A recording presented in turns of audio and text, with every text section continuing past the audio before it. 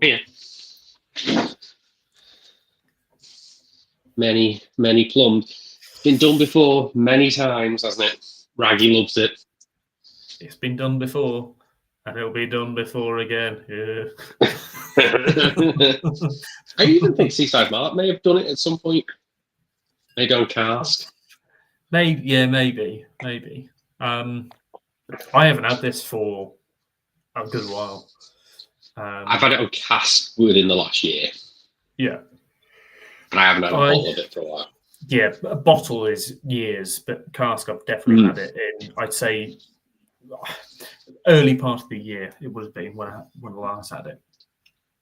And would you like to tell people why we're doing it? Because we love plums. We do, but also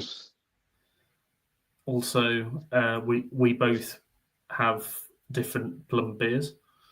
You may go into it. Yes. We also compare with someone who's tried to come late to the Plum Porter game, very late, years late, which is Holy Goat and their Plum Porter. I'm going to do a comparison between that. We've also got, yours look red almost on camera then. And then we've got another one. I've got St. Peter's, and you've got the Grand Reserve. So we're going to see who is the best plum. Who's got the best plum? What I should really have done as well is brought the plum essence that is used in this. But the problem is, I very nearly brought the mini cask that you gave us last year. Just cracked it open. Oh, well, you might be getting another one this year. That's getting opened at Christmas. I'm gonna have that. That's going to be over my Christmas period. It's going to be. So is that the last year's plum? Is it? Yeah. That'll be tasting intense. Might be. I've got a work. I've got a chocolate orange. Oh, it will be. It will be. I've got a chocolate orange left over in cask from last year, which I've been hiding away for ages. And I had two, in fact. I tapped one in the summer, and I said I'm going to tap the next one at Christmas. And doing it, basically before Christmas, so the lads can take a good load of it home in jerry cans, that sort of thing. Because I can't sell it. I can't sell it, and I don't want to sell it. I just want people to enjoy it. Put it on at a festival, though. Yeah, but I don't know. I don't know if it's going to be any good. Because it's been sat inside a steel cask for a year or over a year, and when we tried it a couple of months back, it was tasting fucking intense for the I thought it would have dropped off. No. So the orange has dropped off a bit, but the kind of roasty dark chocolate is really in your face. So, see Henry about. Hope you're doing all right, my love. He's only here for a bit, apparently. And then he'll be right back. Yeah. Okay, come. Right, so let's open the baseline. First with a premium bottle opener. In two. Oh yeah, that's the best. That is one of the best. That beer has come out in cans of late. For 6X, which I'm quite tempted by. Go on then, you read. First brewed in 2011 as a one-off seasonal, our multi-award-winning Plum Porter has gone on to become a genre-defining specialty beer, beloved by drinkers both at home and in the pub. Tasting note, not notes, but note. A well-rounded specialty porter with a sweet, fruity nose. Notes of plum and other stone fruits are present throughout, balanced against a delicate blend of classic hops. C is deep red. Smell is sweet fruit and vanilla. Taste is balanced plum and fruity. Bitter, I think that's 1.5 out of 5, and sweet is 3.5 out of 5. Yeah. Ingredients: water, malted barley, wheat malt, hops, yeast, plum flavoring. So they've actually used all ingredients. Yeast is an ingredient. Malts as well. I appreciate this. Is Marisotta, pearl barley, wheat malt, dark crystal, and the hops used are Waimea, Pilgrim, Goldings, and Solea. Please enjoy our beers responsibly. 4.9%, 500ml bottle. Proudly shipped from the potteries. What date is on yours? Just so we can see how old yours is in comparison to mine. Where does it say the date? On the neck below the Titanic label. April 26. April 26. It's a good one. It's same bottle. It's same run. Yeah. Right, let's get it out the bottle. Oh, bit of smoke. I'm in my stemless carnival. I'm in the sure of shat himself again. Only because I've got lots of stemless and I wanted to see if we can generate a bit of head. I've got the head. I've got no head. Look, I'm really trying here. And it's barely anything. But where did you get yours from? Booths. So no. It's probably been... No, I didn't. Waitrose, the southern booths. So they might have had it on a... It'd probably be in the same shop shelf amount of time as this has. Yeah. But I did pour it terribly. I tried. Well, I know you always try. But it had been in the cupboard, and I only put it in the fridge about an hour and a half ago. So I think it's been fairly stationary. I didn't put it in the fridge at all. It's straight off the shelf. Okay, that's possibly why then. Yeah. Because mine does feel cold. Yeah, no, mine's not. The only one I've got that is a little bit chilled was the Holy Goat, but that's warmed up now. It's because it's colder than what this is, but yeah. Aroma. My head died off completely almost. Plums. Fake plums. Yeah. So if I compare it against my plum pudding stout, they've definitely used more essence in this. It's the same essence that we use, but they've definitely used more essence. Stolen by a man in a truck. No. Information stolen from my man. Information stolen, definitely. He's a wonderful man. I won't name him, but he's a cracking lad. And in a truck. Yeah. Yeah. But basically, Titanic. It hides. Titanic they don't get their beer bottled by that company as much as they used to because they're doing a lot of it in house, as far as I'm aware. Not this Grand Reserve, but the larger bottle Grand Reserve, which is what I forgot. I'm pretty sure they do themselves. And if they don't do it, they get it done at Staffordshire Brewery because they're one of the few breweries who'll do a swing top bottle for you. Right. I've never seen a swing top from Staffordshire on the road, but I've had plenty of beers from them that are terrible. Okay, I'm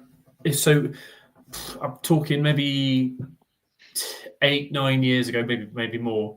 Staffordshire Brewery used to do a lot of swing top bottles, but fucking huge swing top bottles, like 1,500 mils swing top bottles, and they'd be 1.5 litre.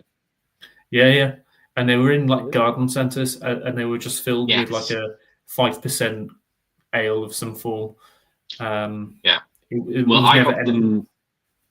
got them not from a garden centre, but like it was from a discount shop that a garden centre had gone under, and they bought them, and they were still in date, just but they were all like Grumpy Old Git and Campus and all those terrible names. But then they also had like their own Staffordshire Gold and stuff like that. Yeah, and they weren't great. They weren't terrible, but they weren't great. I think the red wasn't bad, if I remember correctly. The ruby was alright. It's fake Goldrake. It is. They're not real one. It fake one. Okay. According to Goldrake, it fake. It's on your channel anyway. It probably is Goldrake.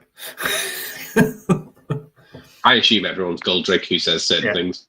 Yeah. Right. Do you want to give it a go other than we can't spell it? Yeah. I can't spell anything other than plum flavouring. Cheers. Oh, yeah. Ooh. Cheers. Very drinkable. It's sweet. I still think that this has a bit of hop on the end. A touch more bitterness than you'd expect it to. Right. There is a little touch more bitterness, and the plum, I'd say, is a fraction more cloying. It's very perfumey. You get that sort of perfume burn on the back. But I think that comes with a bit of hop. There's a little bit of hoppiness right at the end, I think. And I know what you're saying about the bitterness.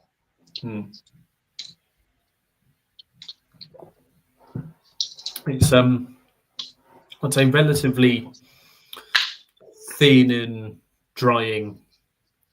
But I think that's mainly hoppiness kind of thing that comes at the back end, and they've got some decent hops in this as well. Yeah. Waimea, bloody hell. Yeah, Waimea.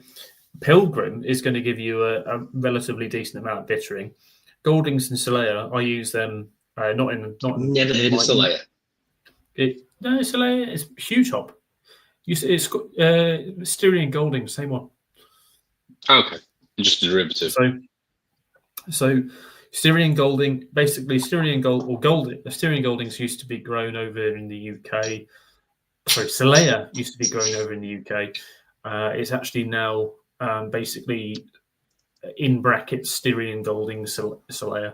It's the same hop, but it's just grown over in Slovenia. Because we can't grow it in the UK anymore. The same way as Styrian Wolf and what's the dragon one? Styrian Dragon. Is it just Styrian Dragon? Okay. Yeah, you got Styrian Dragons, Styrian Wolf, Styrian Eagle, and there's like a couple of others. Someone should do all those three hops in a beer and like call it like some sort of what's the thing that's like a half wolf, half eagle, whatever. Oh, you mean the classic man bear pig? Yeah, it's not what it's called. But yeah. It's not a griffin, is it? I don't know. I know what you mean, but yeah, I don't know what it is. Probably Fullers are probably trademark that to the hilt. Yeah. Yeah. No, it's all right. I just I think the kind of it's almost like there's with a perfumey sort of note. It's almost like it's there's something almost like they've over-egged the pudding sort of thing. I think it's like almost like a touch too much. It's when you have like aftershave and you're missing it in your mouth. Maybe that's just me. No. Yeah. Aftershave, and you've missed your mouth with the aftershave. You got a little bit too much in your mouth. I'm surprised she's on my channel. I thought it would have been yours. Yeah. Dip my plums, my lad. Oh. I think this is a different beast on cask. Having had it more recently in cask, I don't think it's as perfumey. And I wonder if that's because it's in the bottle. I think it's like, it's like anything. I think anything in bottle is never quite the same as what it is on cask. Yeah. I like to say, with our beers, is that gold, it tastes completely different. Obviously, it's in a clear bottle. But it tastes completely different every single way you try it, because you have it in a cask, you have it in a keg, and you have it in a bottle. And mini keg as well. It tastes different every single way that you have it, but it's still gold. Is mini keg and keg quite close, though? I would imagine. Mini keg and cask are quite close. Okay. But yeah. Plum Balls in from Titanic, they did do a run. I don't know, it was last year or the year before. They did do a run of 330ml cans as well. Yes. But I never got to try it out of the can. I would have been interested, but unfortunately, a lot with Titanic, you have to get 12 at a time, isn't it? Yeah, and the mixed stuff, the mixed packs generally sell out quite quickly. Yeah.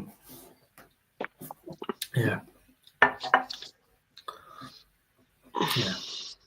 And I've never seen it. Never seen it.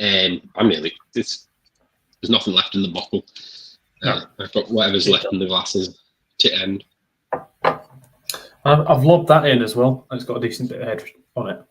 Still nothing. Absolutely nothing. Yeah. Like a little tiny bit. Yeah. Mine was spin the drag ends of the transfer. Yeah. Cool. Less carbonation.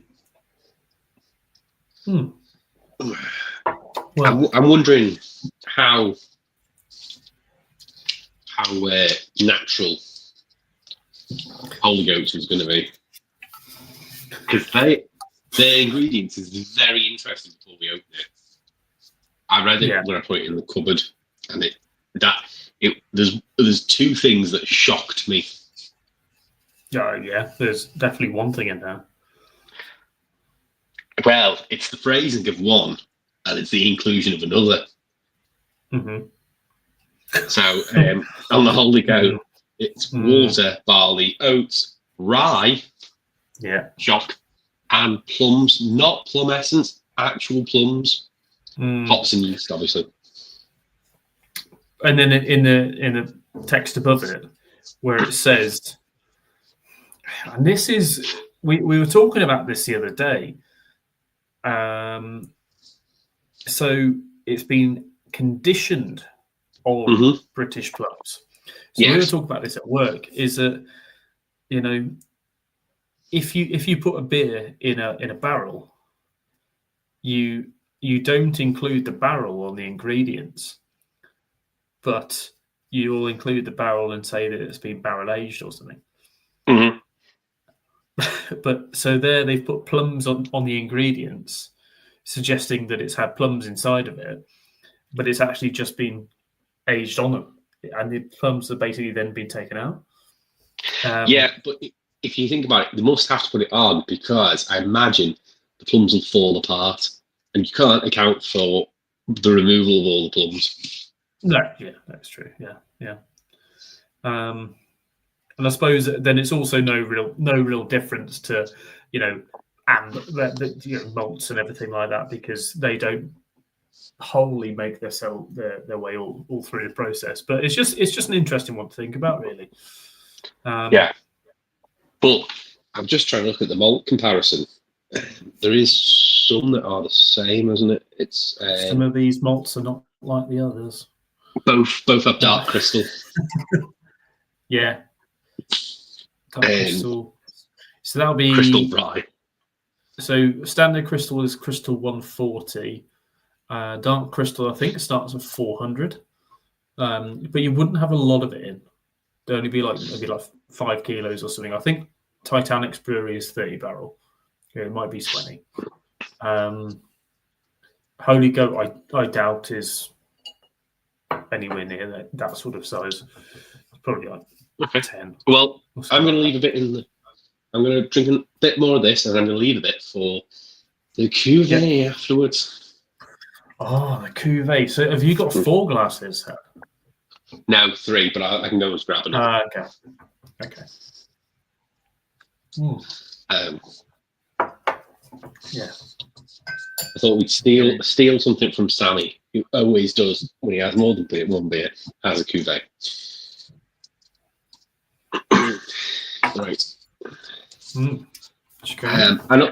also as well, amber malts as well, which I thought was an odd choice for a porter. Well, it just adds layers of flavour, is what it does. Did I think I gave you the Waddies, one of the Waddies rugby beer? Yes. You gave me 2 cans. I had 1 and gave 1 to young Peter. Cool. Because I think that had a lot of amber malts in it. I drank a lot of that. But that was a very amber beer. Yeah. Not a porter. Yeah. Yeah.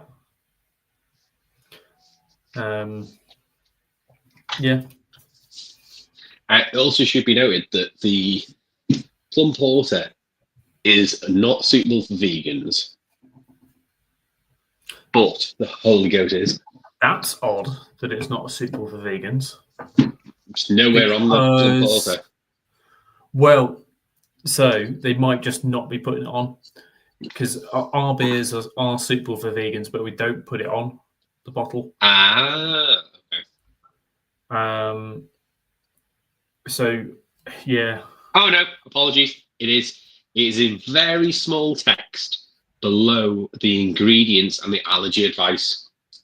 I apologise. It does say suitable for vegans. Whereabouts? So underneath allergy advice, underneath that, before the malts. Before the malts. Oh yeah, of course it does. Yeah, I see it. Yeah. Sorry, it's very small text. That's why I didn't notice it. It's something that I think we should really put in our bottles as well. Even if it's just a small text line like that. Yeah. So, are you ready to open this one? I'm ready to go. I'm just gonna. I'll read the info out for folk. So it says export. So there's the can to begin with. My second. Does look a bit red in some light. Yeah. Plummy almost. Export strength porter brewed with a mixture dark. It just with a mixture, and you'd think it was going to say of dark crystal. No, it just said with a mixture dark crystal, crystal rye, amber malts, and conditioned on British plums. Plum porter. Ingredients are water, barley, oats, rye, plums, hops, yeast. Brewed by Holy Goat Brewing Limited, Midwind, Dundee, Scotland, DD1, 4JG. Artwork is by Jim Bob Isaac, which sounds like the most made-up name. Is it the same on the other one that I had? I don't know if it says Is it Jim Bob? No, it's artwork on this one. It's by James Scanlon on this one, which looks very similar to this artwork here as well. Yeah. They must have a brief, and they must have to keep that brief, I imagine. Yeah. What's your best before? I haven't got one. It's on the label underneath. Oh, it's on the label. Underneath where you should keep it. Oh yeah.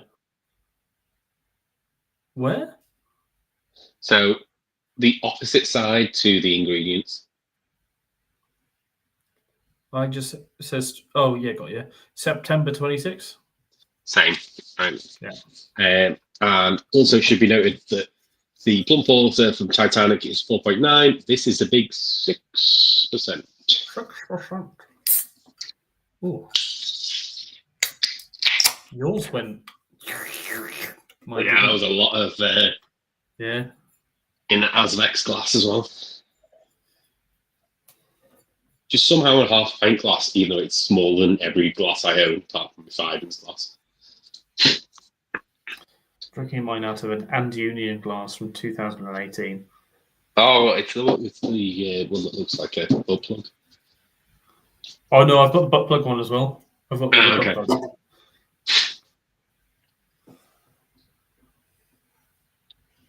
It's darker. It's a lot darker. Oh yeah, that's. I smell barrel. I smell like an oaky. Yeah, no plums though. No plums, but it smells almost like it's it smells like it's been aged on them for sure. Yeah. Rather than malt sweetness. And that's not malt sweetness. That's never spaceport. That's not malt sweetness at all. What kind of sweetness there? Definitely some sort of sweetness there. Barrel. I'd say that's the barrel. Plums. I'd say that's the plums, the plummy sweetness. But there's a lot of aroma. I'm not going to enjoy this. I can already tell. Made you just mind up. No, I'm not going to enjoy it because it's yeah.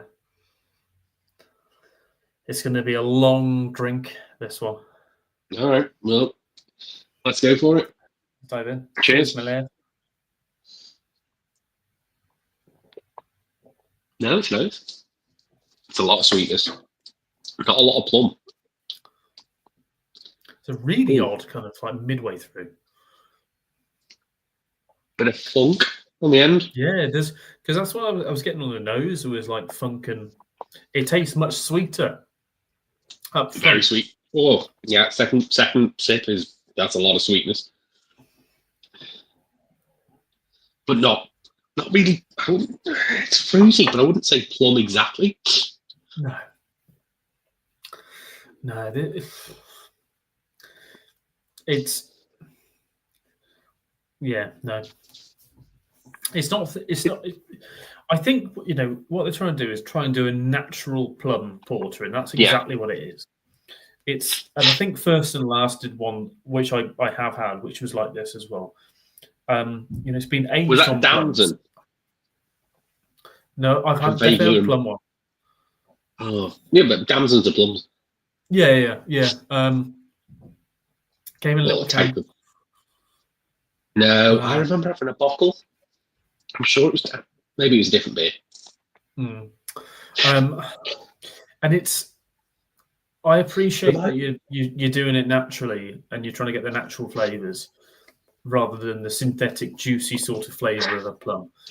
But you get a whole load of the fucking yeasts that are sat on the skin of the plums, kind of interacting with the beer. Yeah, that wild yeast. And it tastes a lot like that. There's tons of funk in it. It's bordering on a sour stout. Bordering. It's not there. Yeah. Because the sweetness, I think, overrides that. But yeah, it's you're dicing with sour stout and Cascade Breweries kind of sour, and which I think was a big compliment. They're dark sours. I think you're dancing with that sort of element. It's can I quote Caesar, Mark? It might be for you, but it's not for me. I don't mind it. But this whole style, I think, in general, is one of those ones that it might be for you, but it's not for me, sort of thing. Because I tend to not enjoy. It's a bit overcarbonated as well. Yeah, I'm going to burp in a minute. I think a lot of that's come from secondary, like a wild yeast sort of thing. On the skins, and it's come as an odd kind of secondary fermentation.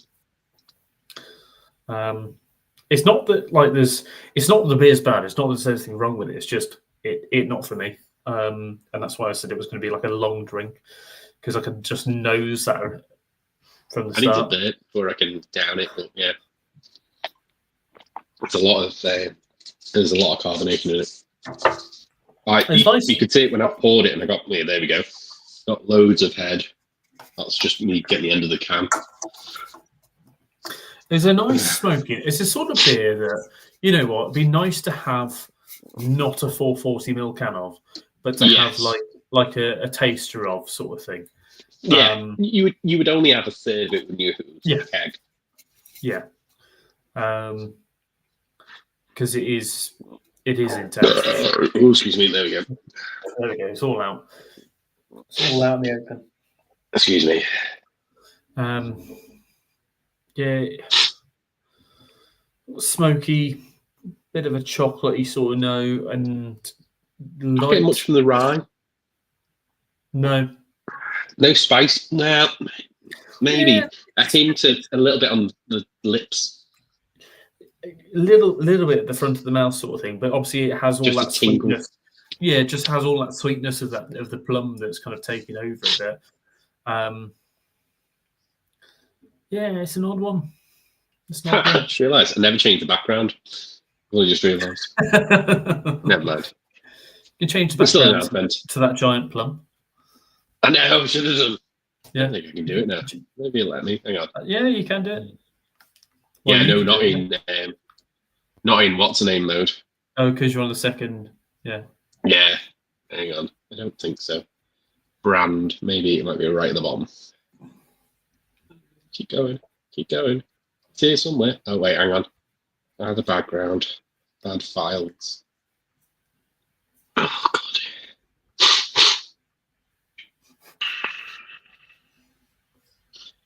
Give it a minute. I could change my background. Oh. Oh, you don't get it. They just like it. I like how this has worked very well, considering I definitely don't have a green screen. Yeah, the green screen mode, I think, has got a lot better. Yeah. I've just got Ainsley. I don't think I can even do that now. I don't think you can do it on mobile mode. I think I probably would have had to. No.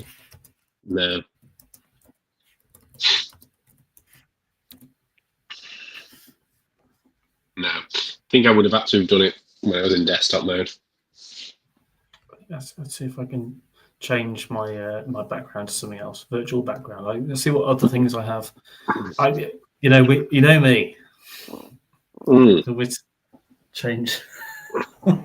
Oh no! It's not. It's Seaside Mark. It's not. It's Alter Ego. That one. That's classic.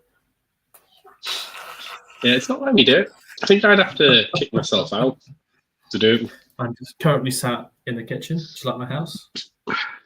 I live somewhere part of America. It is. I think the green screen thing has improved. Yeah, it's definitely sharper than it used to be.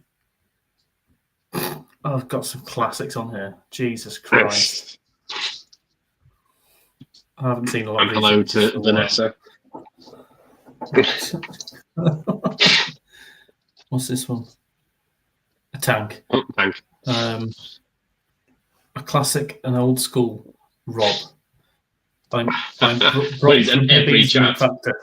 Yeah, I'm Brock. Hi, I'm Brock from Herbezian Factor. Join me for another beer review. Hi, I'm Rod from Herbezian Factor. Join me for another video. I'll maximise it so we can see it. This is such an old school. Hi, I'm Brock from Herbezian Facer. Joining me for another video beer review. Hi, I'm Rod from Herbezian Factor. Joining me for another video B review. B review? Reviews, B's? There we go. Let's go this way first. I thought you were doing a Jagman. I thought you were doing a Jagman pose. Hi, I'm Rob from HubZone. Thanks for joining me for another video beer. Hi, I'm Ralph from Herbezian Factor. Joining me for another video beer. It's a classic background. I've always enjoyed. Rod. Oh, this one takes and Ralph. See, actually, I might be able to do it. Hang on. No. This was a good one. Hang on, I can't see. I'm trying to. No. He's not there anymore, is he? He gone. Rob very happy with the bad beer.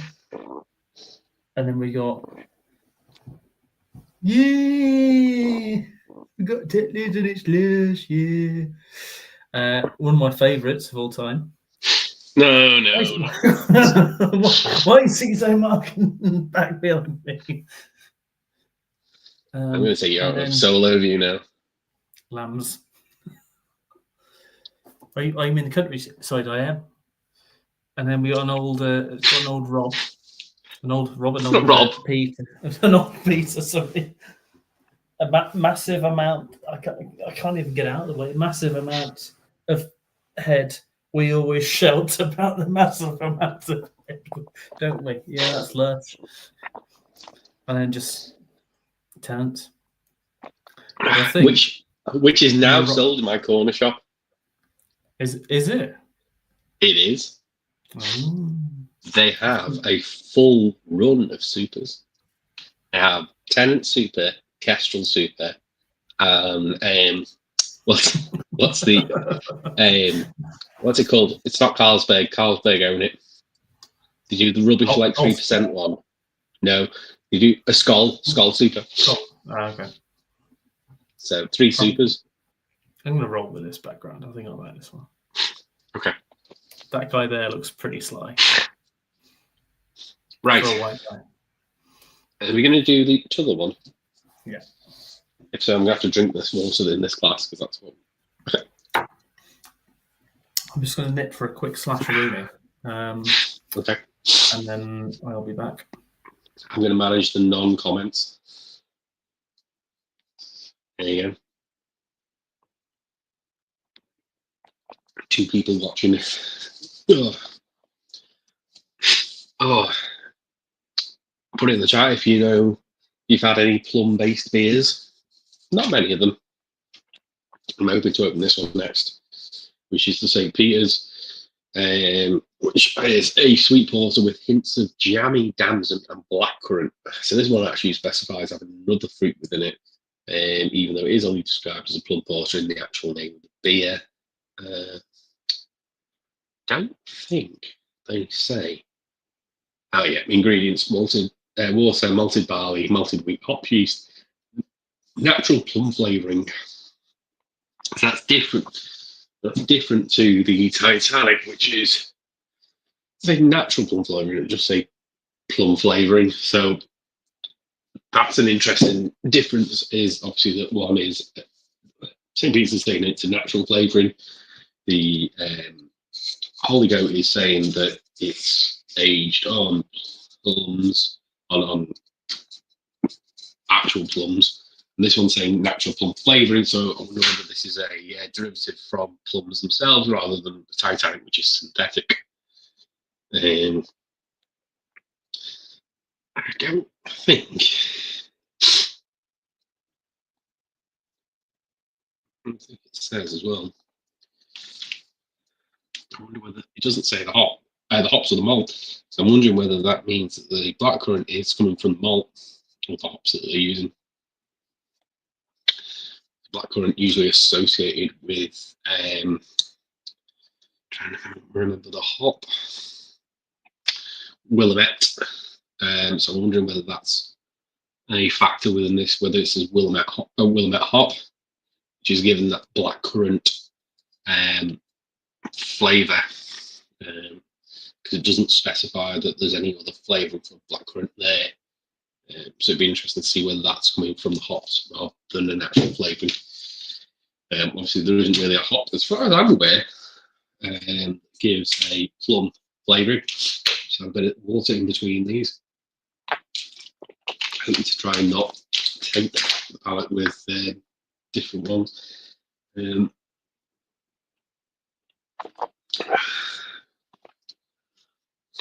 It's definitely very yeasty. As Harry was saying about that mixed cultures potentially. Holy Goat known for their mixed ferment beers as well. It's really bad, but cool. Right, I was just saying there's quite a funny factor with this one. This one stating that it's jammy, sweet porter with hints of jammy damson, blackcurrant, but there's no blackcurrant flavouring listed. However, they describe it as natural plum flavouring. Yeah, so that's what it is. Yeah, but with the difference, Titanic doesn't say natural plum flavouring, just says plum flavouring. No, I know, but I don't know why Titanic doesn't say natural plum flavouring, because that's what it is. Okay. And whether the blackcurrants come from the hops, but St. Peter's do not list the hops on here. So Willamette obviously has a bit of a blackcurrant esters. I'm wondering whether that's a factor. Maybe. Well, this is my bit. I need to take that background off because you can't see half the bottle. Yeah, you can't see the beer. Virtual background. Let's just change the background onto Rob. No.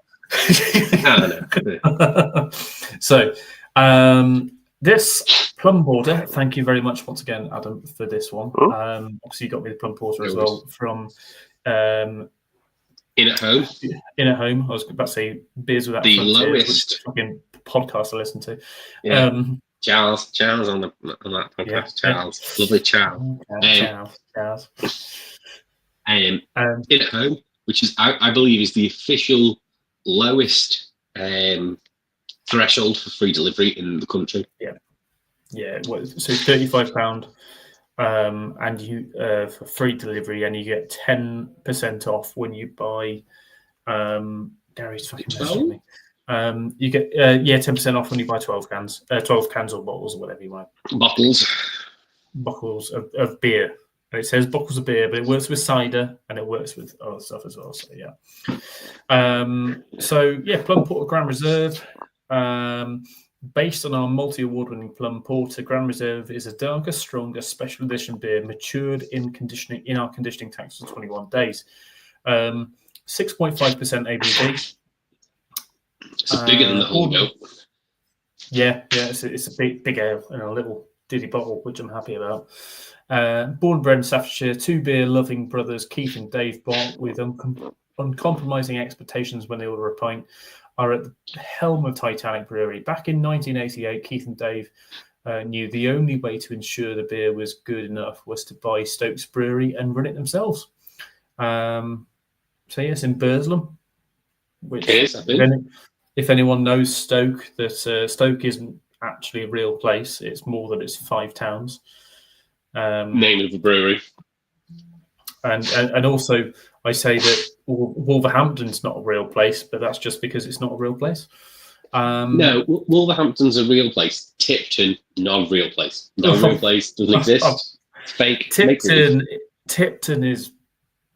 Tipton's Tipton. I've been there. It's not a real place. It's not a real place. It doesn't exist. It's not a nice place. It's basically... It's in the minds of yam-yams. Yam. But yeah, tasting notes are a connoisseur's version of Plum Porter. Expect the same fruity sweet tones with a stronger, more intense, matured taste. One to savor.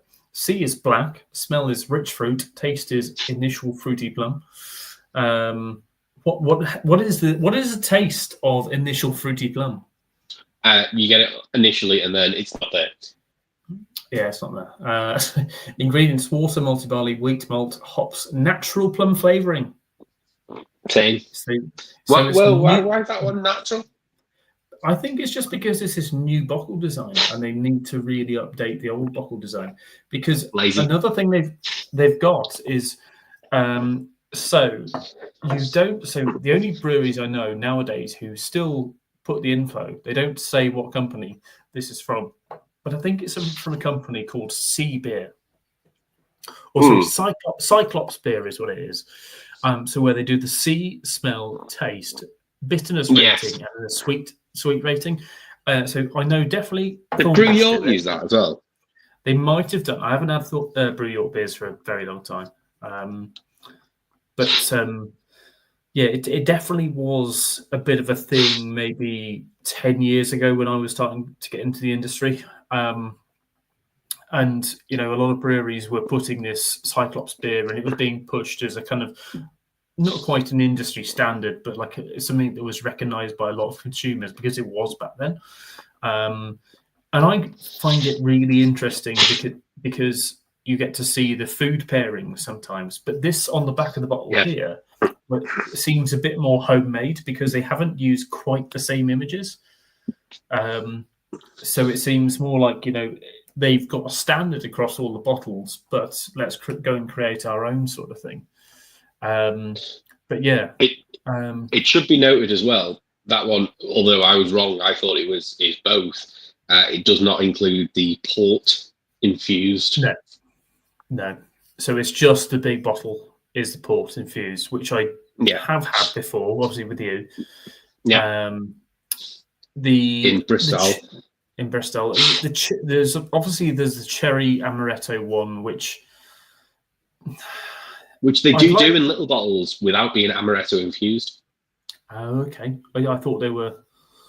No, they do 330s of it as well. Recently I've seen both that one and the cherry porter Grand Reserve advertised. That doesn't have amaretto infused. Bastards. Whereas the 750 does. Right, because hope you're all right, mate.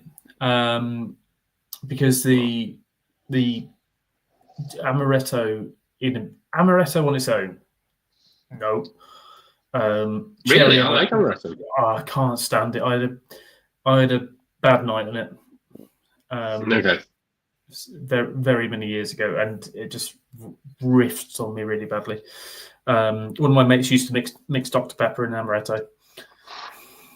Bad combo. And I remember drinking that. I always mix Diet Coke or Coke Zero with amaretto.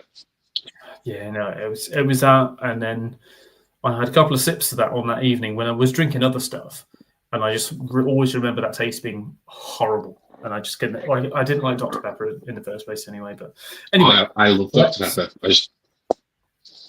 Yep, you get it out into the glass and get it into the glass, my lad.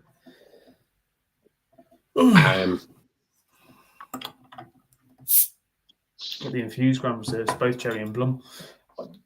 Yeah, I might still get the big plum because it might be a decent beer to have over Christmas, sort of thing. Yes, I think that's what I'm doing. You can compare it to yours. Yeah, I'll get it sent straight to Mum and Dad's at the same time. Probably, I've got all the big Lakens bottles or Lakens bottles, whatever you call them. Lakens, yeah. I've got all the big bottles of that. I didn't realise. I didn't realise they were 750s. I thought they were. Are they seven? I thought they'd be 600s. No, they're fucking 750s. And I thought they were steel at 500. But that says that I've been living down in the south for too long and everything's a fucking steel. Well, where are Lakens from? Are they from Midlands? They're from Norfolk. That's not the north or the south or the mid. That's the south, not the Midlands. It's not the fucking south. It's the east. Southeast. There is a large area out in the far east. Still the south. They're below. They're only just below. Yeah, to the arse of the country. Yeah.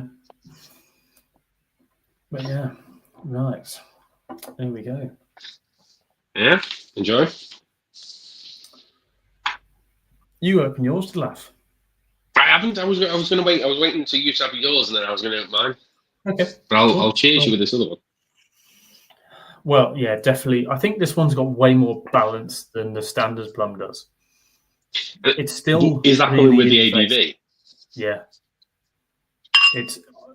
I think that they've probably used the same amount, but then there's more body to the beer that you can smell. There's a bit more to the beer. I'll dive in. Cheers to that. Cheers. Enjoy.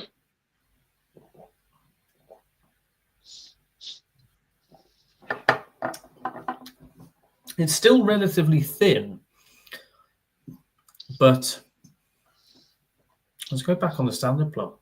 It's not standard plum. That's the other plum. Put that over there. Make me laugh. Yeah, I think remember to keep a bit for cuvee. Cuvee, no, we'll do. I always thought I've had the Grand Reserve on cask as well. I had that upstairs in the Black Horse in Preston, where we went and had some very interesting. It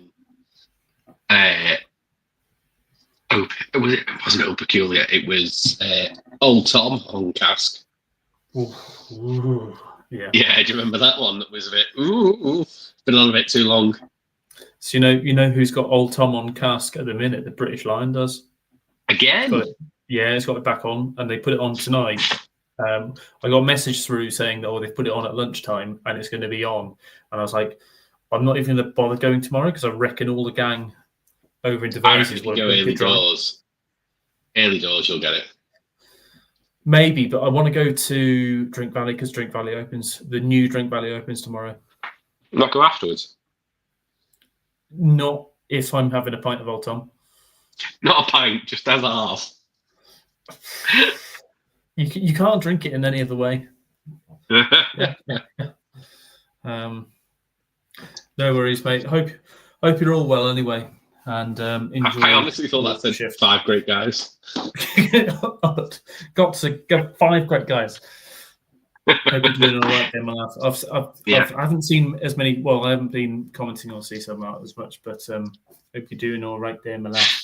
Hope you're doing all right there, my lad.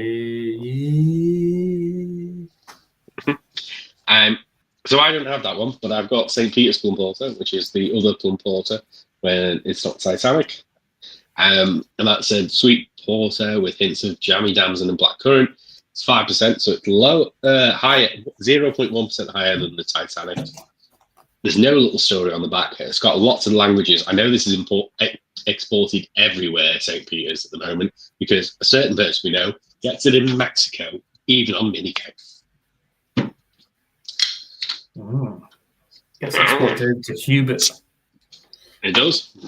Oh, it's lively. A little bubble. And a bit of smoke. In me beer X glass. Hopefully get a different glass in March. Over there. A lot of carbonation on this one. Ooh, it smells sweeter somehow than the Titanic. Yeah. Sweeter, but like earthy as well, if that makes sense. Yeah, I remember seeing that one in Waitrose for a very brief amount of time, and then you don't get St. Peter's in my Waitrose at all now. Well, that's what I got from. Yeah. I picked them both up with the Titanic. In a 4 for 3 deal. 4 for 3 in Waitrose. In Waitrose. Oh, of course, yeah. It's the red. Sometimes it happens in that Waitrose. Yeah, and I got it with the two ones I got it with was Adnam's double Ghost. And really enjoyed that. Haven't had it yet. Still fridge. I'm trying to remember what the fourth beer was. It was a can. It wasn't a bottle. It was a can. It was the Dark Star Polar Flux. Cold IPA. With the 4 that I got. That hasn't appeared, despite obviously being really close. Well, not really close, but pretty much closer than what you are. That hasn't appeared locally. It was with all the Fuller's beers because it was like weird that there was like all the Fuller's beers in cans, a couple of Dark Star. All the Fuller's beers in bottles, a couple of Dark Star bottles, and then the can. Like on its own. Yeah. Oh, okay. Yeah. So the beer selection at Waitrose has dropped massively recently. So we used to have. There's 2 rows. We had there was tons in my. You remember in my one, there was 2 sections.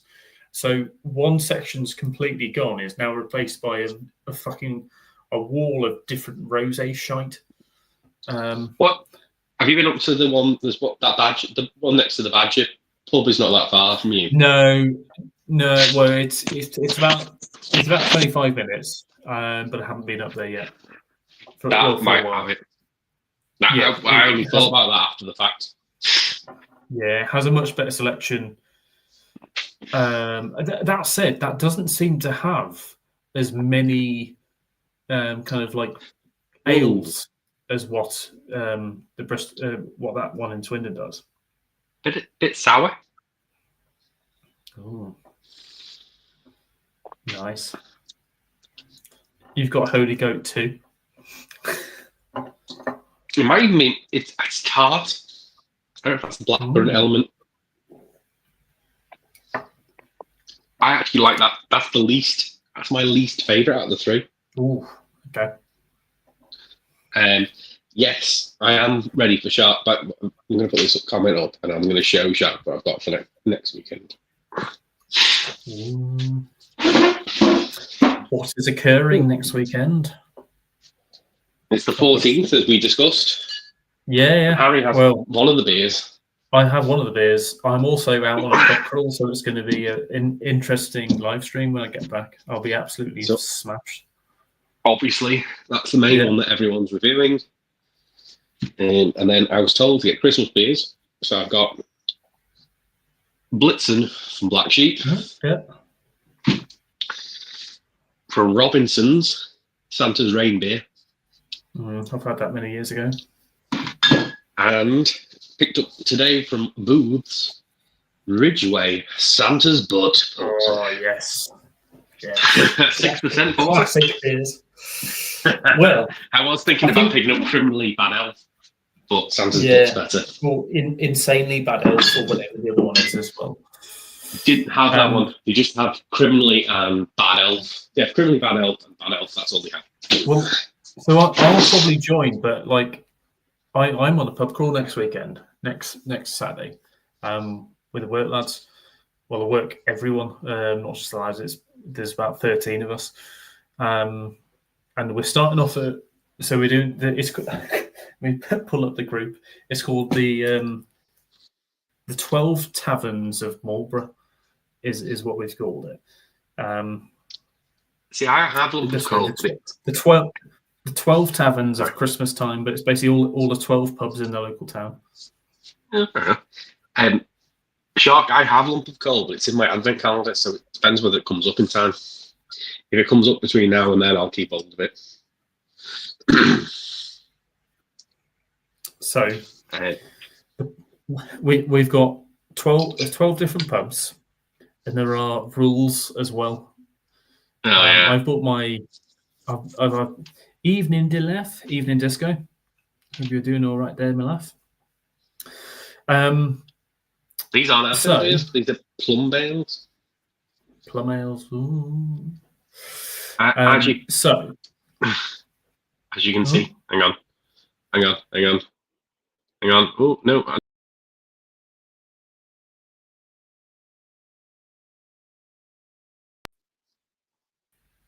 Sorry, I was just showing people the plum. I saw the plum. We just been drinking. We started on this. Yep, hang on. And then we moved on to this. Yeah. And then we both went two different ways. I went on to this. And they're lush. And that's the worst one. It's not good. It's bad. So, Plumbus. Yeah, we didn't get a Plumbus beer. No Plumbus, no Schlieren. That's basically been my word, because we had to make a load of the plum pudding, and we make the base beer is obviously the milk stout. And I've been going, can you I can't remember the fucking term I was using. I was like, oh, we need some more Plumbus, please. Can you take 6 more casts out of the milk stout selection, and just like give them alteration therapy is what I've been saying, and then conversion therapy they need, because they're going to be converted into a Plumbus. And I'd like to point out, right, we were making fun before. We only had 2 people watching the stream. We now have 51. What is going on? 51 beer. It's got to be some sort of error. There must be an error. 58. It's going up. It's going up. We're huge in life. I'm thinking it's split between 2 channels. To be fair. People just love plum beers. I think it's because we put men and we put plum. I think that was the key. Is it anything to do with the stupid title that we've put? Yeah, I think it's to do with the stupid 68. It's going up. If you just joined us now, the 68 people, we are reviewing plum beers, and now all of you will probably jump off because we've said plum beers. What the fuck have I joined? What? 74. No, it's going up. 79. Sorry, that's been set by massively. It's on mine is 0. 81. 372. I think it's a fault with StreamYard. I honestly do. Yeah, I'm very surprised there's even 3 people watching. 82. Still going on. Shocks. But yeah. 88. It's going to be 100 in a minute. God, can Adam be this popular? No is the answer to that question. No question mark, but no. 92. That's silly. See, no, I see it as well. I see it on yours. Also on mine, there's 99. I can see 98. There's 98 people watching on yours, 0 on mine at the minute. That makes no sense. And it's Lush. Hang on. I've got a. No. The message saying StreamYard has crashed. All I can think is because I've been doing regular Instagram. You got 30 odd likes on it as well. It's 109, so no is the answer. 115 now. No, it still says 109. 115. 2 men, 6 plums. Yeah, 115. It's fucking bizarre. It is bizarre. And it's always bizarre. And always, yeah, and it's Lush. The popular. That made me laugh. But yeah, then you go on mine, and we've got 0 people on mine. I'd like the 122 now to go to Blue Nose Beer Reviews and subscribe, because you used to have thousands and YouTube screwed him over. He's now only at 200. So if the 123 people YouTube screwed me over. I didn't even have an OnlyFans, and you know. Yeah, didn't get it, but yeah, 128, 120. We could get him to 500 at this point, because you're already on 200 and something now, aren't you? 280. I don't know, well, I don't know, 220, something like that. 135. We're now. But the thing is, as well, I'll start doing. Simon, we need to smash that like button. Smash that like button. I don't dislike. Put the dislike button on. We need at least 400 dislikes. Yeah, I agree, Shark, but it's a lot of bots if it is. It's a bot. Because usually I have 5. 5 is about average for me. I've got 2 now. Oh no! Why have I got 2? I don't know. Dislike and unsub, please. No, unsub to here, but unsub from Blue Nose Movies. Dislike and unsub from everything. Why have you not got your name up?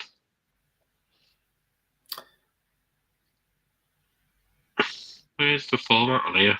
Yeah, should have. No, it's not on there, is it? I've gone down to 1, so you're on 134. We're dropping now. Good. 132. 132. That's how I like it. I'm just annoyed that there's no. Hasn't got the names on. Why are the names not coming up? Uh-huh. Oh, there we go. Right, that's better. There you go. Got to have. Subscribe to that one, not Don't this subscribe. one. Oh dear.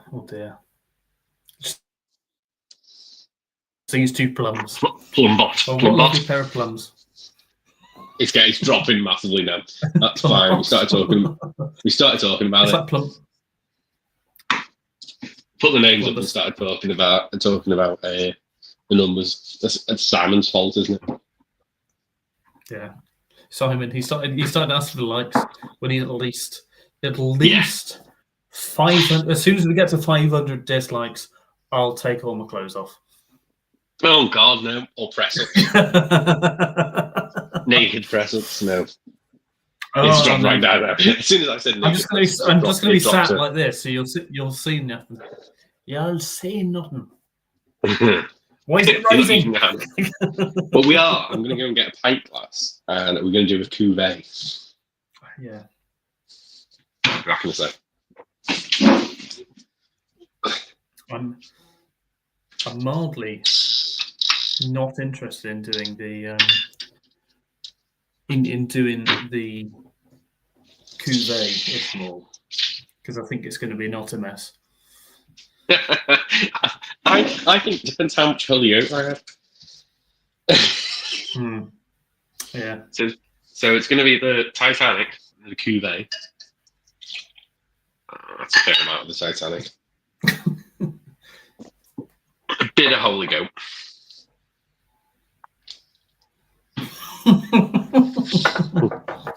That's all it needed. Tiny bit of that's it. Of the St. Peter's. Ooh. Ooh. Hang on. A bit more Holy Goat.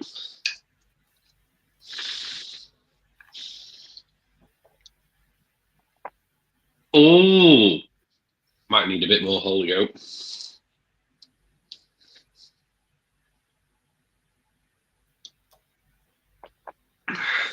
We're holding strong at 114, by the way. Talking about numbers, so more drop down. 111. I spoke too soon. That's actually quite nice, Cuvée. If you do majority Titanic, a little bit of Holy Goat, probably more Grand Reserve for you. Yeah.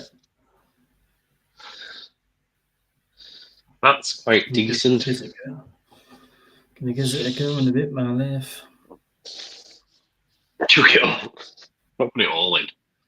Keeping it a nice level.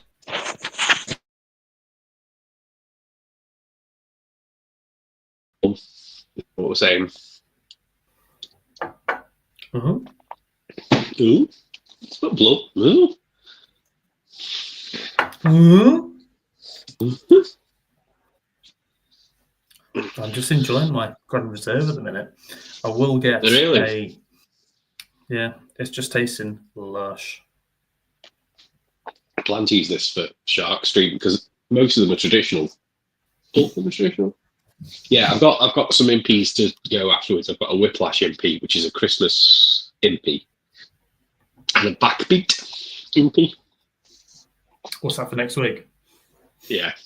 It's a winter dark ale, Imperial winter dark ale from Backbeat. Well, I think next week I'll probably try and just drink the ales and then see how far I get afterwards.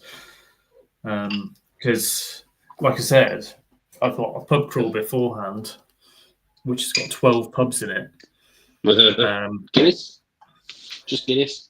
So the rules are. Scroll to the top. I've heard the rules. I'm just going to nip to the loo. Please tell everyone. Yeah. The 108 people still not doing the rules. 108 people and 3 bots. And 3 bots make up 108 people. So we've got 12 pubs, and it's all within walking distance. Yeah, I've played pub golf before, and I was hoping we were going to be doing pub golf, but it doesn't seem like we are. So we start off, and it's really handy for me because I live in the town. I live, on the edge of the town, but I can walk into the town centre and within 10 minutes sort of thing, because we're a little country town sort of thing. So the Roebuck, which is like that way, I can cut through the estate and get down there. And the first beer is anything that I brew, and it basically breaks rule number 1, which is I don't believe in paying for a beer that I brew. So I'm going to be drinking anything Ramsbury in there. The second one is the Parade, which is actually a cinema, but they do a lot of they have beers and everything like that, so you can go for a couple of drinks in there. And it's a cocktail of your choice. So for me, it's probably going to be something like a good standard whiskey on the rocks. I don't normally have whiskey on the rocks, and I think that is really stretching the terminology of a cocktail, but not really interesting cocktails. I don't really know anything about them. Or maybe a vodka Red Bull or something like that. Jimmy C, how we doing? Sorry, I can't flick through comments, but I'm sure Adam will when he gets back. And then the next one is Dan's at the Crown. If we can get in the bar in this place at the time we're going in, I'll be very surprised. But it says basically a glass of the cheapest wine. This has all been written by someone who is not long out of university. And the problem is I live in a town and I know a lot of people in the town. So it's going to be mildly uncomfortable at some of the, some of the places, which is why we've got, because we all going in fancy, well, everyone's going in fancy dress to an extent. But the thing is, I live in the town, so I don't really want to be walking around the town dressed in fancy dress, looking like an utter fucking knobhead. Trilby, hope you're doing all right, my lad. Hope you got home okay the other day as well. And yeah, we need to definitely talk about some ales and ducks. But yeah, I am the duck looker after. I reckon I'll be all right. 12 pubs, I can hand them a beer. I'll be fucking steaming, but I reckon I can. It might be a bit of a laugh if I can use my laptop, which I'll aim to do so. I reckon I'll be okay. Then we got so down to the Crown, and then we've got the Lamb, which is a pint of 6X. Everyone has to drink a pint of 6X, which is the neighbouring brewery, a neighbouring town's brewery. It's a massive regional brewery. Is Wadworth who brews it. We've got to get a pint of 6X in there, which will be easy done. Then we go to the Castle and Ball, and its own choice, and I'll probably try and get like a half of something and then like a pop because I'll need like some soft drink or something at that time. You should be able to select comments. It's in the. I've just checked the settings. It's on it. No, well, let me. Weird. I can respond to them. I can post comments, but I can't click the comments. Yeah. So yeah, it's basically pub golf, Sharky. Yeah, it's close. I've played pub golf and it's pretty close to it. It's not 100% it. Yeah, Castle and Ball is his own choice. So like I said, I'll probably have a half of like fucking drinking IPA or something like that, or maybe a lager. I've got your cocktail solution, by the way. Yeah. Old fashioned. Yeah, could do that. Because that is just whiskey and sugar and a cherry on top. Don't mind a Boilermaker as well. Yeah. Some people say lager top is a shandy. Is it a cocktail? Sorry. Yeah, at a fucking push. So what I said, but that's also what I said. Like whiskey on the rocks is a cocktail. No, it's not. Guinness and black. That's considered a cocktail. They don't have Guinness in there. But yes, we've got Castle and Ball. Not even cans. No, not at all. Bloody hell. No, not at all. We've got the Royal Oak, which is food stop, but there's decent beers in there as well. So I might get one or two nice beers of what they have on. Well, what have you got to do at the Royal Oak? Is there a particular category? No, it literally just says food stop. Okay. So get something to eat quickly there, and then we go to the tap. It must be number 7, and funnily enough, at the minute, whatever's on line 7, it's been some really juicy pale ale. So I'd be really happy with that. I was going to say, is that not the? I didn't know where that, because they've got Ansbach Hob Day London Black, haven't they? No, yeah, that's number 5, I think. Right, okay. One is always lager, and I'm pretty sure 5 is always like the stout. And then was the lager when we went? Was it the Keller Pills or Harris from? It flicks between different breweries lagers, so it tends it's been, I'd say more often than not, it's like Helles. But then we go to the Marlborough, and it's got to be Jägerbomb. Right. So the thing about the Marlborough, I probably won't say what I was going to say about the Marlborough. It's best that I don't say anything about the Marlborough because, anyway, I can rough tell people in person. No, it's not rough and tumble. Don't get yourself into trouble, but I was just trying to dance around this. Yeah. Rough and tumble. Anyway. So then we do laissez-faire to cask. They do have cask in there. All right. I do have gas in there. But yeah. So I don't know about the age of it.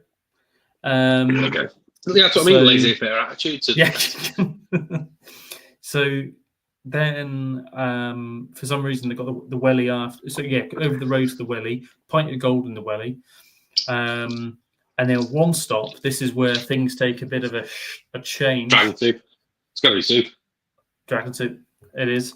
Have a can of dragon soup at the one, literally outside the one stop, and then we walk to the Green Dragon, which is the a Waddy's pub, and I used to drink in the Waddy's quite a fair bit.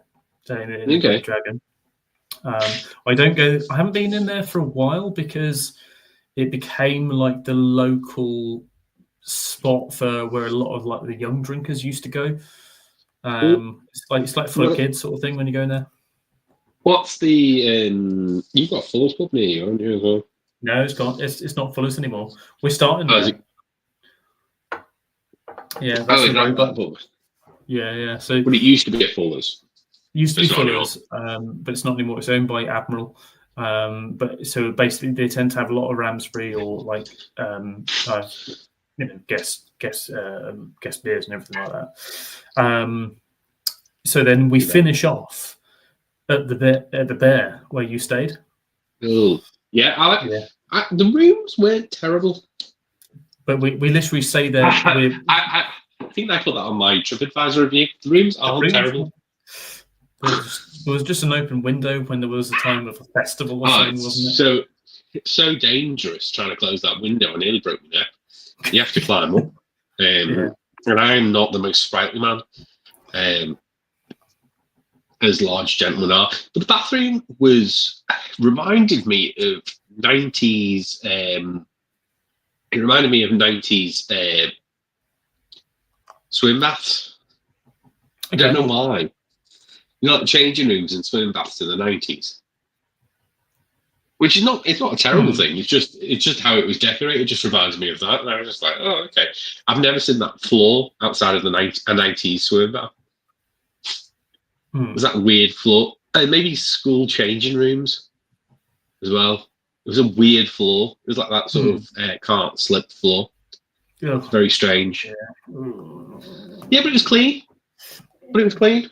Yeah. You know what I mean? And there was a new toilet and a new shower cubicle. So we've dropped that. Since I've started talking about hotels, we've dropped to 75. Need to talk about more about pubs. But yeah, we finish off at the Bear. And it's basically because the Bear's got the late license, so they can be. I think they close. I say the late license. They close at like 1 or 2 in the morning. They got like courtyard as well, haven't they, in the back? Yeah, but then for me, by that point, there'll be two more people, colleagues who are living in Marlborough. So they can literally walk pretty much across the road and they'll be home. And then for me, it's literally just up the hill a little bit. It's not far. And then like Johnny lives on the other side of town now, so he's just maybe like 10-12 minute walk sort of thing up to his. So not bad at all. 12 pubs is still absolutely, Paul. 12 pubs is the starter, and then I finished by coming over on first drinks and drinking more beers. Who's Paul? P.A. Brown, yes. He's not on my comments. Well, he is. Oh, hang on. Yeah, sorry. It didn't refresh. Might be for you, but it's not for me. No, I'm really sorry. That actually didn't show me anymore. So there you go, Disco Oi. I'm going to go on a slash. Oh, cocktail. Sorry. The Sharky. How long is this supposed to take? I think he's got like all evening. I said he might, if there's space, he might be able to jump on. But that's obviously up to Kevin. Cheers, Paul. McGriffin in outside Coventry. There's a one with a water wheel, Coventry, which I keep talking to Harry about going to. She is a real ale pub and a hotel, but apparently it's like one of the most haunted hotels in the whole of England.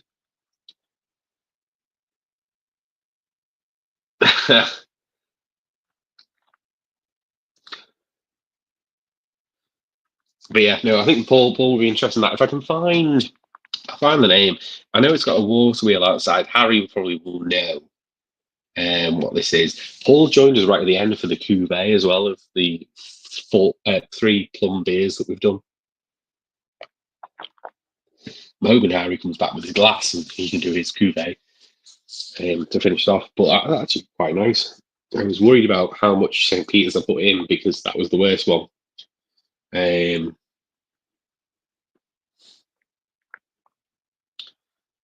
Yeah, of course. It's 3 plum beers. Why would you not do a cuvee?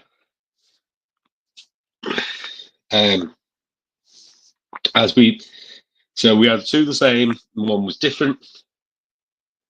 Yeah, so we had the Titanic was the first beer.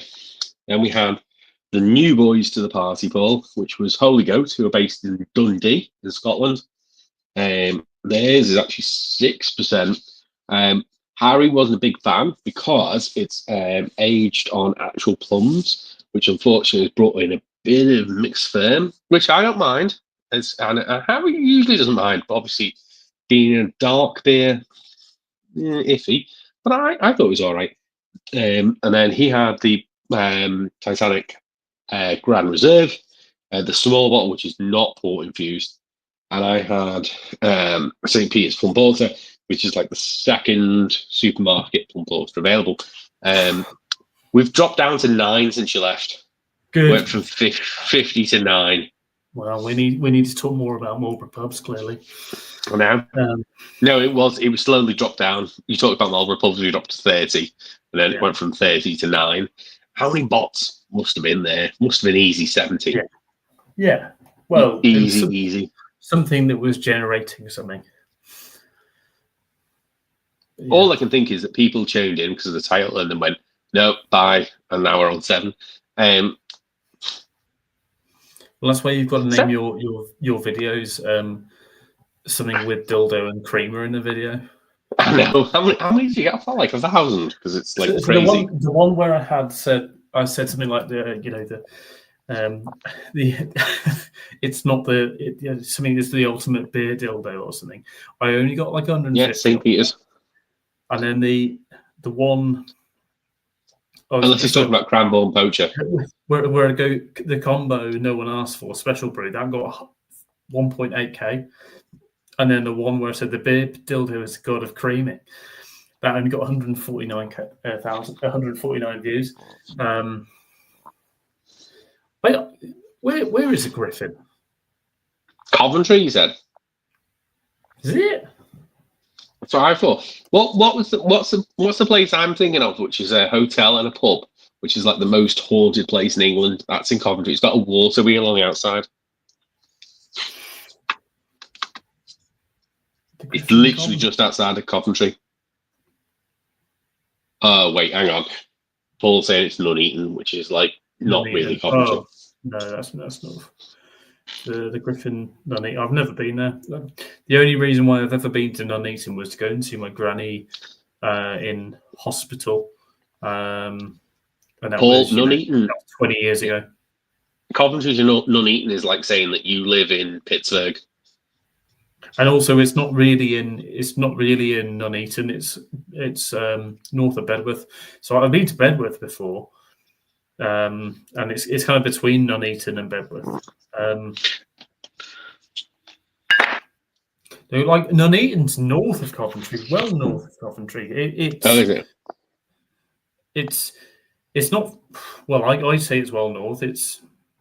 Yeah, but there's a lot of things outside of Coventry. Like I live outside of Coventry. Oh, he said outside Coventry. Sorry, I didn't hear that. So you have to go through Bedworth to then get to Nuneaton, and Nuneaton's an absolute shithole. Yeah, it's like I say Coventry's pretty bad, but like Nuneaton's worse. Atherstone's all right, but it's still not particularly wonderful. There's fuck's sake. There are no food shops there at all. Plenty of people, but Nuneaton. Jesus Christ. We reached that point where I'm laughing at that sort of shit. Did you get a glass for your cuvee? Come on now. Yeah. Okay. That's good. Is it time for cuvee? Yeah, I've done mine for ages. I know. So I'm going to pour all of the plum in. That Titanic. Yes, is that standard Titanic plum? Yeah. And I'm going to pour just a little bit at a time with the Holy Goat. Just a little bit at a time. Right, and then try it. Then you might need to add more. Yeah, but I've only put 2 beers in yet. We've got to go for the whole of the Grand Reserve. It's all going down the same hole, isn't it? Really? Yeah. And let's give that a nose. Wow, the head retention on this cuvee is wonderful. Consider 2 of them have natural plum flavour. No, that is pretty nice. It just needs a little bit more unsynthetic. Earthy. Because it is earthy. Say the yeah.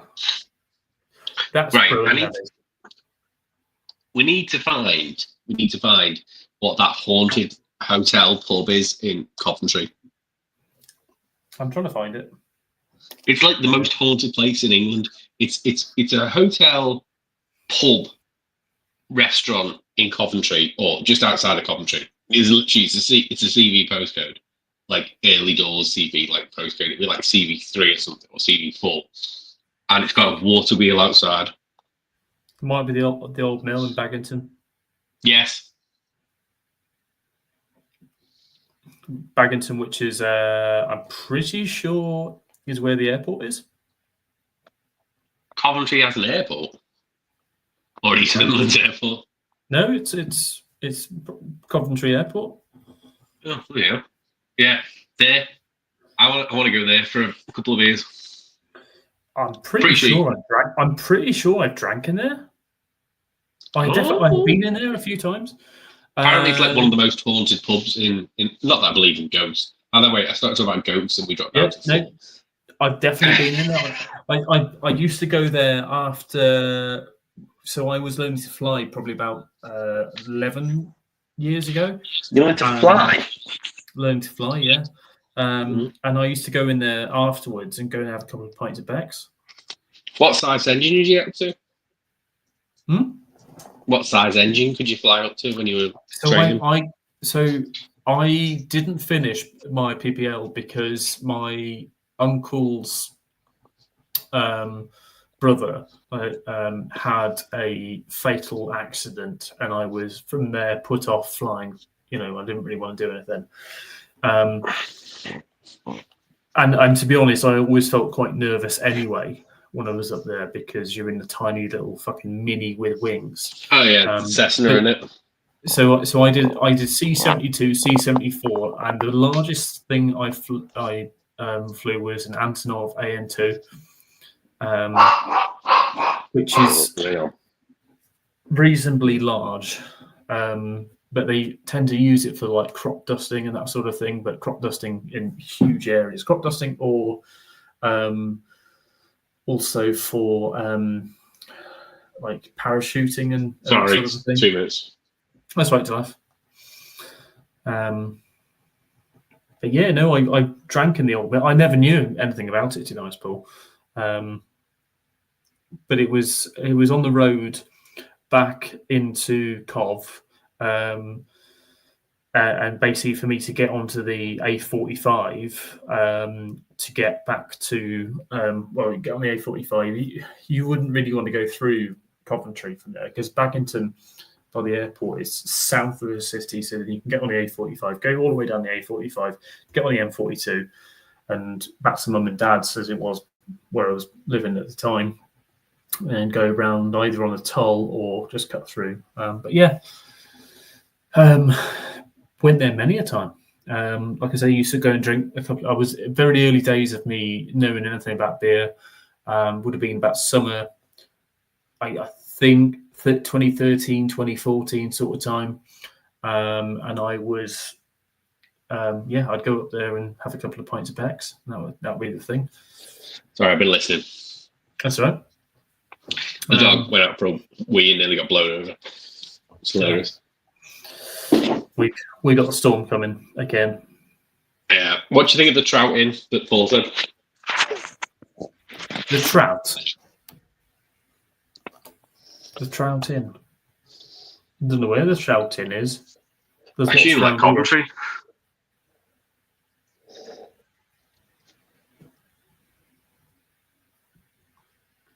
I can't see any trout near Coventry. And also ELD Fighting Cock. We're just naming random pubs here now. I know. It hasn't given any context of where it is. The Griffin is 14 mins away from Coventry, from the fucking edge of Coventry. Have you tried driving in Coventry, Paul? Because I have. Yeah, I get the train. The only place I'll drive to is Arena Park. Yeah. So and I'll go to Tesco and have a Greggs. So from my old house, which was... That's hilarious. Hang on. Look at Disco. We're talking about you flying a Ukrainian transport plane. No, God, no. So there's Antonov AN2, which was one of the last planes to have a radial engine inside of it. But yeah. Apparently easy to do. Okay. So from my old house, weirdly, it was a 13-minute walk. A 13-minute drive, sorry. Drive, yeah. Driving. Most of Midlands driving is terrible. Driving in Birmingham city centre is... it's slightly better than Paris, maybe. I'm used to it. And that's the thing. But I noticed it the other day, like when dropping Craig went, traffic here is so terrible. I said, well, I was kind of like, I'm used to this sort of shit, but it's not great. But that's obviously 13-minute without... Oh, Paul, I'd love to tell you know what? It would be great to bring Hugh round because me and Hugh did a cracking tour. I want to go to the Sarah Hughes pub and have the mild, the stout. No, they do. They just do the mild. Oh, bitter. Sarah Hughes. So they probably do a bitter as well. You said you went to the Sarah Hughes pub and they did 2 beers. It was like mild or something else. So the place I was on about where they did 2 beers was the Batham's pub. Batham's. Yeah, I want Batham's mild desperately. It's sex. It's pure sex. It's better than.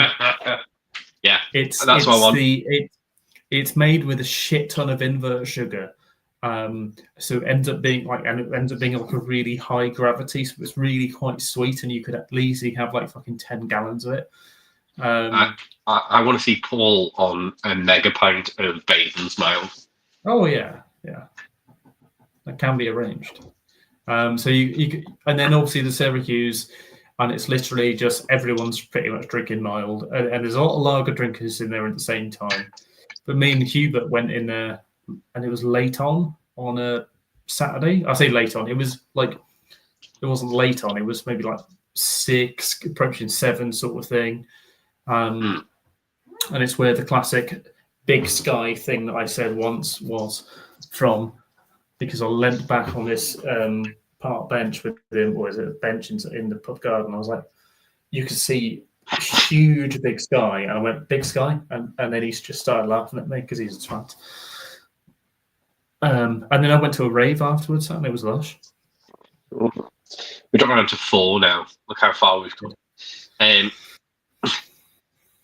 Black Country pubs, you said they are good, but the beers are a bit... Which I enjoy Black Country mild. Yeah, I think the biggest problem with the Black Country in general is because it's a huge area, and the buses are shit. The buses are shit. It takes ages to get anywhere. There's no public transport that works efficiently. I think we get Paul an international driver's license, and then he just drives drunk.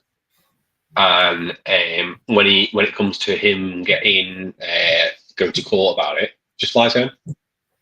Yeah, because that's what that American woman did, wasn't it? Yeah. Well, no. When she had diplomatic immunity. Paul, can you get diplomatic immunity? No. Well, if you think if you look at Jeremy Clarkson, he has unresolved parking tickets in 5 states. Just flew home. Yeah. I've got resolved parking tickets that I argued. Yeah. I thankfully haven't had any more. I've currently got a claim going through the small claims court on my behalf. Oh dear. Because of my accident. Yeah, how have they not claimed responsibility? They must have had. We've got dash cam. Yeah, and they can't keep that footage legally. So I don't have dash cam, but obviously the third party has dash cam, and he stated he's got dash cam on to his insurance, and I stated he's got dash cam, and so my own insurance are basically going that they won't respond. They're not responding to anything, but they think they've got a really good case, and it was like $6,000 is what they're going for. Because he has to show it. It's called discovery. You can't not show the dash cam. If he's claimed he's got dash cam, he could have turned around and said it wasn't working. He said it was working. He said it was all on, and it said it recorded the incident. I know. Yeah, you said it was working. So now he has to show it. Unfortunately, he's painting himself into a corner. Stuff. You don't want to go out again. You can't want to go out again. Pain in the arse he is. He's just won 6 double halves. You're gonna blow away. Go on then. Can't want to go out again. He's gonna blow away. I swear to God. Gale force winds, aren't there? Right. We've got a load of warnings and stuff sent to us because it's really, really bad. So we took a load of things down. I mean, like I said to the guys, it's the first test of the fence, of the new fence. Well, I fixed a load of fences in the summer. Yeah. No. I've got featherboard fencing, and he said it's really strong. So 9 meter of fencing, and he said but it's got to be flexible. It breaks when it's not flexible. Well, the problem was that my old fence next door, they chopped down remember all the trees that were they had like conifers next door. Yeah, all of them are gone. And what's back in now? Hang on. It very briefly looked like a concentration camp behind mine because they had all the old concrete kind of fence posts still stood up. Yeah, and they got rid of them and they just put like this this featherboard fencing on the back, and that stuff has stood up. But mine, because me and my mate did it when the first one fell down a couple of years back, like 3 years ago. So me and my mate did it and fixed it. And that did you do it in lockdown? Or one of the lockdowns? It was 22. So it just, I think we were out of lockdown by that point. Right. Because I remember, I'm sure it was. I was confident it was when you could have like 2 people in your house, and you were like, "We may come around to do the fence," and I was like, "All right, okay." It was like not lockdown as such. That was something else. That was doing my decking. That was doing all my decking. Right. So yeah, we were fine with that. But yeah, we did the fence. Stopped doing the fence in 22. We replaced 2 panels and a post. And Matt did a real good job at that, but ultimately that's failed. Right. Surely you'll have a recipe that Paul could replicate on his home brew system for gold. To an extent, yeah, but he would need to have his water profile. Like Paul's not going to have really hard water like what we have. No, but he will have the chemicals surely to alter it to match the profile. I couldn't tell you how to match the water profile. I could give you a water analysis, and then you try and get to that. But there must be guides. There must be guides to say how to increase certain things within a water profile. So the only thing to do would be I send Paul my water profile of what it is currently, and then Paul send his water profile off to his local home, off to his local brewery thing, and then speak to their consultants that they have in the team, and then they try and match that water to mine. Because it's only going to be like, what, fluoride, maybe? Well, we got fluoride in the water, don't we? Yeah, we do. Or reduction in fluoride. The big things that people look for, you don't want to filter. The fucking water I have is horrific for brewing with. No, I know, but you might have to filter it to then alter it to get it back to where it was. What he's probably best off doing is doing reverse osmosis on his own water, which is tricky, or getting distilled or deionized water, and then treating it accordingly to build up to being my water. But it's going to cost you a fucking bomb to get there. Okay, but he could do it with his water, surely, like with the same recipe for the hops and the malts. No, because if I was to brew gold up to with any different water, if I was to even brew it with a reverse osmosis water that we have in the distillery, if I were to brew it with Birmingham water, it would taste completely different. Really? Yeah. I know water's one of the main components, but I didn't realise that it would change the taste that much. Absolutely massively. Like, it's the one thing that, Gary says, for example, and one of the, people who I respect the most in terms of being able to interpret different flavours within beers. But terroir. It's if I do like a 45 IBU, which is what RPA is, our pale ale, that the perceived bitterness on that is much higher, which we're talking a different thing aside from IBU, but the perceived bitterness is going to be so much more because I finish at 1009, and the calcium in the beer, and also the fact I've dropped it down to 1009, means that is going to be much more intensely bitter than what you're going to have if you were to brew that beer in a different part of the country, because the calcium content is much lower if you're brewing it somewhere else. It still could be a nice beer with the recipe that you've got with his water. Oh yeah, surely. It's like I noticed it when I first moved down. I noticed, my God, the beers here are fucking bitter. But then, because I've been down here for such a long amount of time, everything was kind of like numbed a bit, because that's what the water tastes like. But at the same time, because I'm going around all over the place drinking loads of beers, I'm trying to soften up the beers a little bit. And the only way of really doing that, to try and soften them up, is by using a little bit more malt and then dropping the beer a little bit higher. So you're going for a slighter. So I know when I first started brewing, we were going at 1008, and then we started moving, and immediately I shifted on to 1009 when I became head brewer, because I knew there wasn't going to be that much of a significant cost change in moving, and also not many people would necessarily notice it immediately. We did also change our yeast, but that was something that came around lockdown. Yeah, that was another thing I was going to say. Like, you got a standard yeast, or you got house yeast? Yeah, we always use Nottingham Ale yeast on almost every beer. Fresh though, or is it? Yeah. Or it cultured? Yeah. No, it's fresh pack every time. When we do the pales, we use USO5, and then this year I'm going to start using Verdant Ale for some of the other ones as well. My mate Steve, who you met at Rivi, he's been experimenting with both Verdant yeast and London Fog yeast in his homebrew kit. He said Verdant yeast is tricky. He described it as I think we discussed at Beer X. He was struggling with the ABV and the body on it.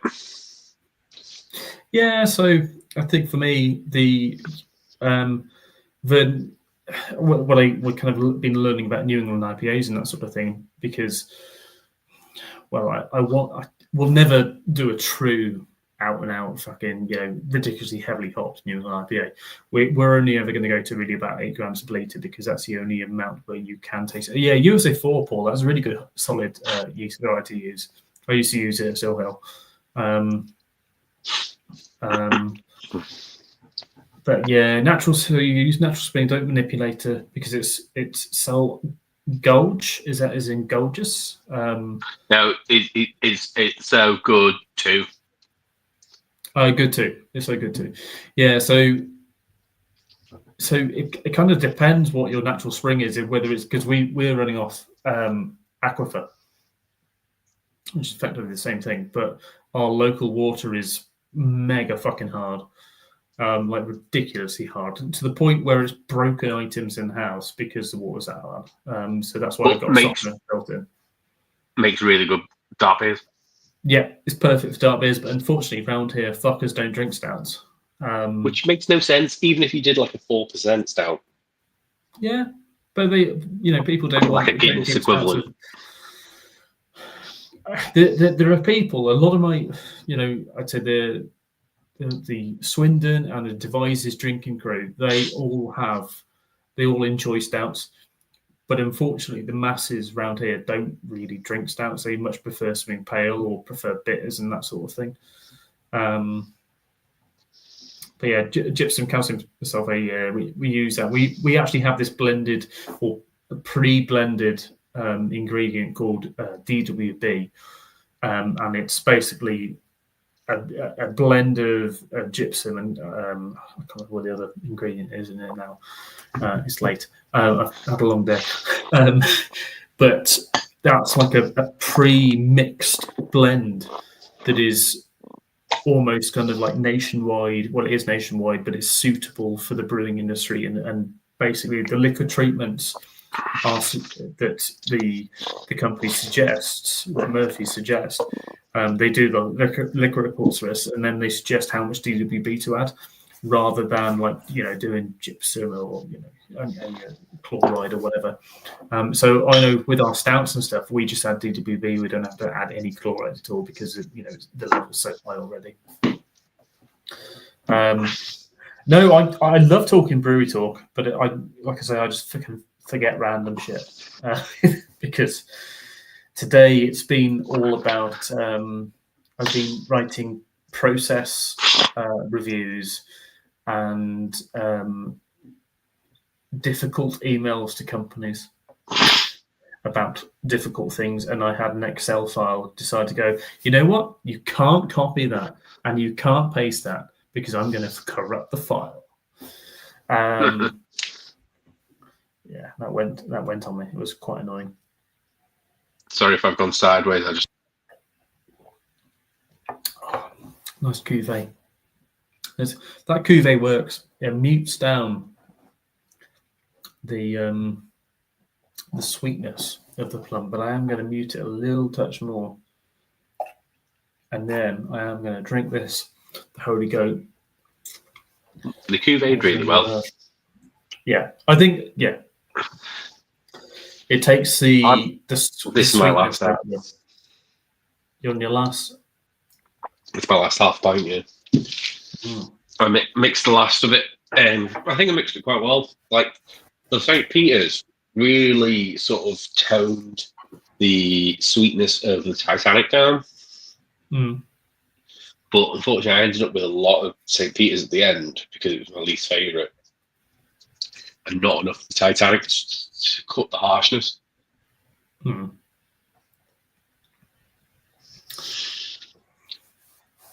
If I hit the big bucks.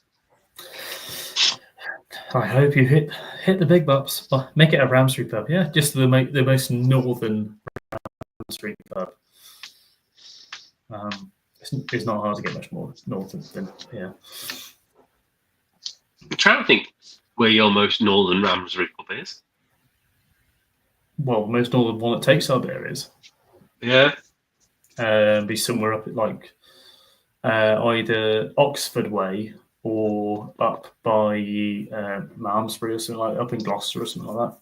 I'm trying to think of the farm shop that Northern Southerner I've no JD. idea where he got that from. That was proper random. But He said Coventry. He said it was a cat show in Coventry.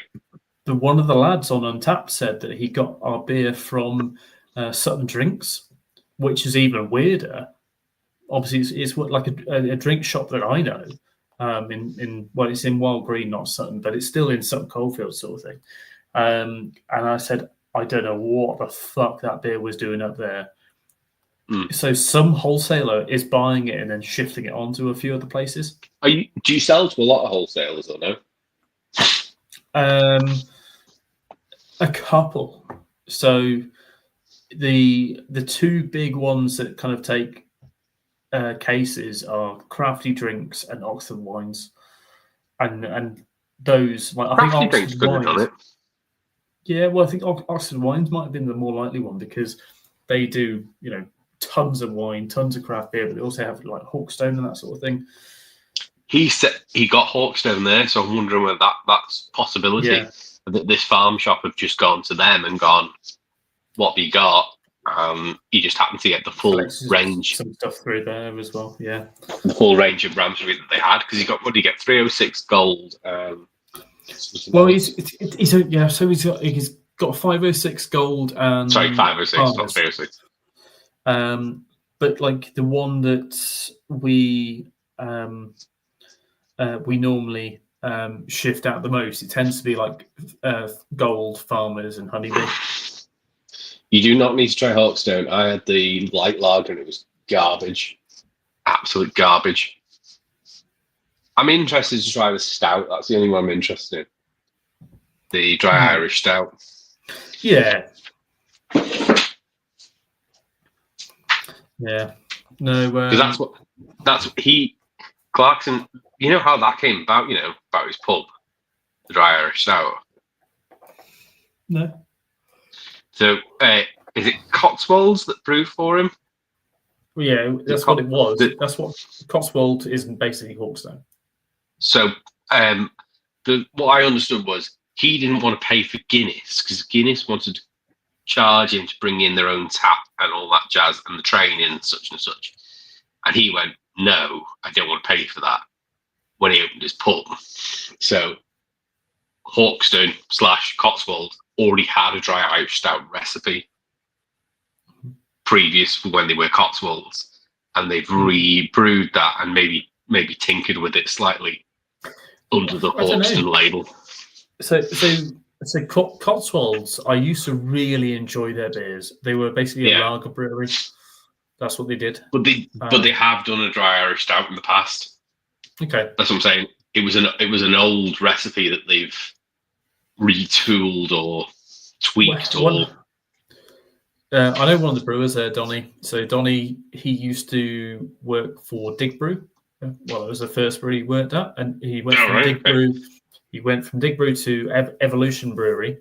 Then he went down south. Evolution went. I think he's had a bit of a fucking hard time really, because a lot of the breweries he's worked at have been like, either penny pinching or on the cusp of going under sort of thing. So he went to Dig Brew, had a cracking time there, and he brewed some great beers there as well. I remember the sours and stuff he was doing, especially. And I remember saying, in fact, to Josh at Glasshouse, I said that there's three. We've got a couple of different at that time, a couple of different breweries in the town. So we had Glasshouse doing ridiculous, juicy sort of hazy pale ales. We had Donny doing very good kettle sours, and then there was me just doing the fucking bitters and that sort of thing. I said it would make a fucking perfect combo as a brewery alliance of some form. Yeah, and then of course everything's exploded since then. But that we probably talked about 10 years ago now, and then Donny then left Dig Brew. Dig Brew went under maybe about a year and a half later. He went over to Evolution Brewery, which was a Phoenix brewery of, I think it was called Battlefield Brewery or something like that, or Battle something brewery. And it was a beautiful, I think it was like a 20 barrel or a 15 barrel. It was something like odd size. Lovely German brew kit. really smart, very new, and not many brews on it. Anyway, they went under. He left there and went down to I want to say it's Tappet Brewery, which was down in Southampton. No, Tappet. Oh, Tappet. that's not Tappet why. Brewery. Tappet Brewery down in Southampton. So we went to go down there, and then so I went. I think this was around the time of like lockdown sort of thing. Me and Brett were down there drinking a few beers and stuff. So you know that weird time when you're allowed to drink out, but it couldn't be past 10 o'clock, and you're fucking doing certain like you could book it in one person's name, you could book it in one person's name, you could only have 2 hours drinking sort of shit, that sort of bollocks. And we went down for a tap takeover at a nearby bar, and we said, "Oh, we're going to go to Tap It," and then Tap It cancelled it in the last minute. So then, at the same time as when he had this Tap It thing, he also started up a brewery called Crop, which was his own thing, and he was brewing Crop. I think he was brewing some of it at Tap It, some of it at some other brew pub, and I forget the brew pub name. It's not anything to do with like Mackie Mackie, but it was like not far away. Or make, whatever you want to call it. And then after, money ran out or whatever happened, he then moved to Hawkstone. So I think he's got some like brewery role there. I don't really know what the job is. But the head brewer there is who used to be the head brewer at Cotswold. He's still there, and his business is kind of like all still there. But the whole of the business kind of went over to become part of Hawkstone. Because initially bought a portion of it. He was originally getting a beer brewed by Cotswold, and they were labeling it as Hawkstone Lager, and then eventually using his malt and that sort of thing. But then eventually it became Hawkstone Brewery. Lager. And now you're seeing some of it being brewed at Hawkstone, but a lot of it is being brewed elsewhere as well, because their brew kit, their brew kit is like 25 hec or something like that. So it's smaller than what I run on, but they're brewing 5 times a week. If not, maybe in fact I think they're brewing more than 5 times a week. But are they doing the vocation 24 hours thing again with the shifts? I'm pretty sure that's 3 shifts for 24 hours.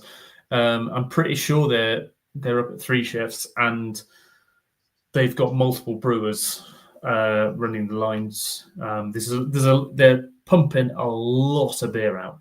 They are, but I don't think it's 100% themselves, because I heard that some of it was. Do you think they're only doing the keg stuff, and then all the bottled is contract brewed? I think they're closer to doing most of the bottled stuff. Right. And a lot of the keg stuff is being done elsewhere. So I heard it was probably about a year-old info this, but I was told that a lot of it's being done at Red Church and Asahi. That explains why some of the beer is crap. Because Red Church is not great, and Asahi depends what site it is.